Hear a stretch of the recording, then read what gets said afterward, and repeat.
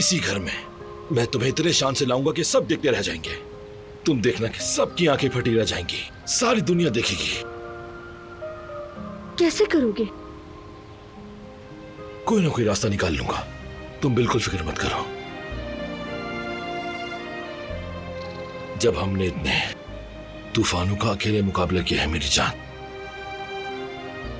तो फिर अब तो खुशियां मनाने का और जश्न का वक्त है।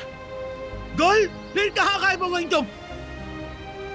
बेगम साहिबा बुला रही हैं, मुझे जल्दी जाना होगा।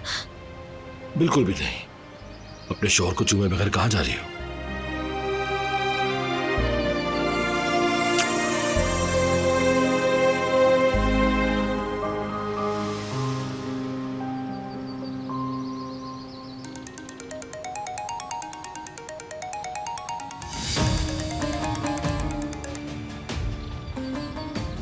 हेलो,